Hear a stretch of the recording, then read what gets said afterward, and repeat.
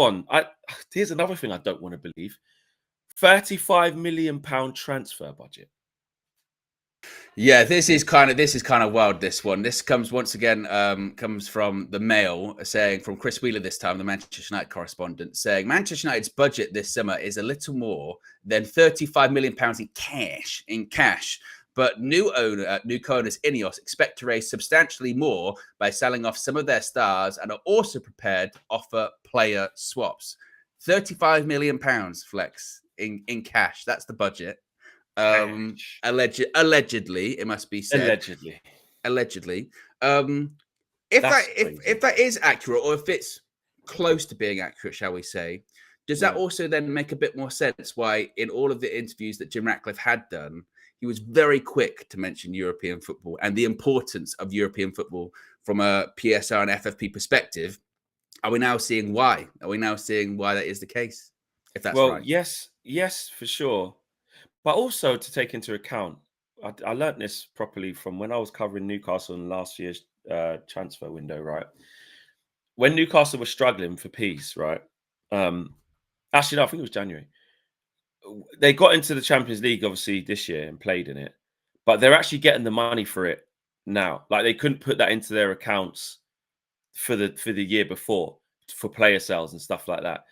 So even if we got into Europe now, we wouldn't. You don't just get that money now, but it means you can spend a bit differently because you know it is coming. It's projected. It's projected, exactly. Yeah. So you can spend X, Y, Z because you know in the next quarter or whatever when you do your accounts you can put it in. But yes, it does. It shows why he wanted to make sure he gets Europe.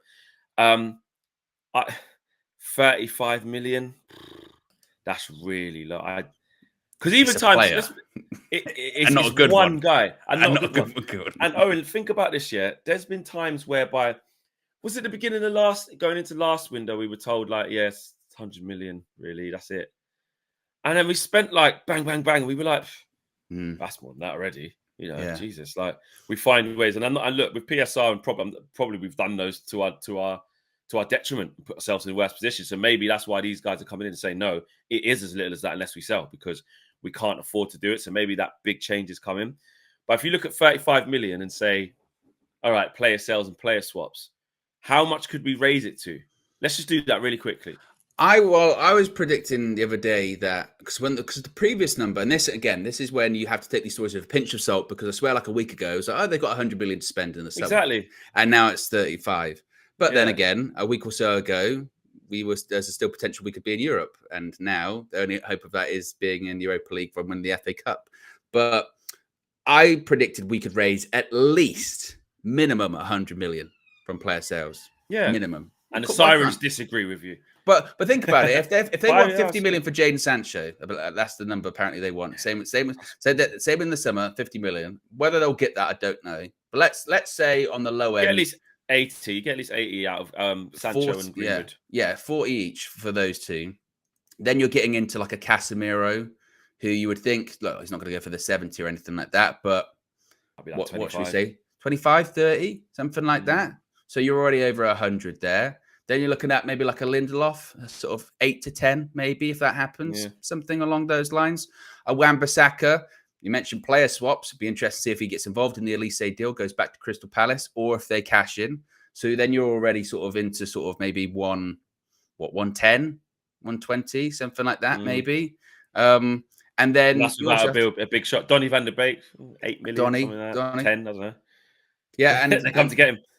And also, then you have to factor in, the wages that we're saving too with Varane, Martial, Casemiro when he goes as well, and not just obviously the transfer fee. So there's a lot.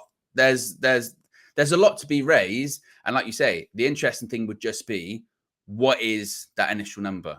Because if that initial number was like 100, then that player sales we're talking about, we go actually, well, let's spend quite a bit this summer. Then we can actually do some business. If it's 35 and we can raise over 100 million through player sales. Which, by the way, like Man United don't do. So even that would be like, whoa, Man United are really doing things.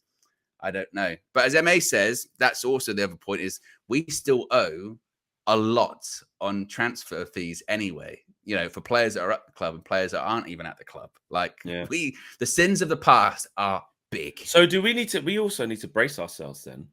even in our biggest need to actually have a big window, do we need to brace ourselves for? It can't be a quiet window. It's impossible. Like there's too much stuff to happen. But a window that don't look how we, like I said, we want it to look. We have to be really realistic because of, like I said, sins of the past. Want to set ourselves up to be better in the future. Depends on player sales, our negotiation strategies and powers with the new guys. A lot depends on a lot of stuff. Player power. Do players get the message and go flipping that they really are changing? I'm off. Like I ain't going to play here. Like if they've made it very clear, or they're just going to rip up my contract, or this, that, and the other. We just don't know how it's going to go and how aggressive they're going to be in trying to lay down that law. Because how much muscle do INEOS have? It's all good to Jim Ratcliffe saying, we're changing this, we're changing that. You know, you're gone, or you just won't play. We'll rip up your contract, or or just put you in reserves, or you just won't play, or this, that, and the other. Or we're not paying that for this player, or we're not offering you this. But when it actually comes down to it, how much leverage and muscle is actually within the club? Yeah, That's and also what we need to consider is if we are going to get some of these players in for somewhat bigger money, then the structure of those deals are going to be quite complicated because some of the cost is going to have to be spread quite far into the future. Exactly. And that takes time. Those deals take time to do. It's not just like, all right, let's just do it, boom, boom, boom. They can take a bit of time to do. And you've got to be quite creative with how you do them. And that's why those people like Omar Barada and others are important to bring in. I mean, do you know what? Just circling back to that again, it does give you an insight into INEOS, though, because they are acting under cloak and dagger, very secretive. They just got caught. They just got caught. Allegedly. So let's not pretend that they're not like working on transfers secretly at the moment, because they probably are. But that one, they may have been caught allegedly. But yeah, so with this in the summer, that's why you need those people in. You need those specialists in. But like, as we said, the numbers, they change so often. I would be shocked if next week it's 100 billion. The week after, I wouldn't be shocked if, like you say, every summer we go and go, there's not a lot of money to spend. We end up finding a way to spend it, don't we? So I wouldn't be shocked if we still spend money. Yeah, just a little one from Craig Hope and Fabrizio Romano last 10 minutes and a few minutes. Obviously, the free signing of Adebayo from Fulham into Newcastle looks like that's progressing well for them. I know some people have sort of said, "Oh, get him. You know, we can get him."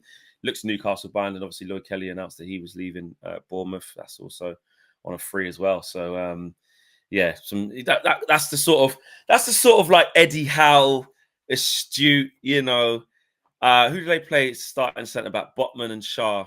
You know, Lascelles is done now, so Adebayo could come in maybe on a free and be really good next to Shah. Next to Botman. You never know. Lloyd Kelly as well can do a bit. But you got Jacob Murphy though. Maybe he might leave. You know, there's different bits, but it's not Newcastle view, it's United view. So yeah, good luck to them. Whatever. Just give us that up first. That's all we care about, mate. That's all we care about. We've got 550 likes as well. So let's get to 750. Can we do that?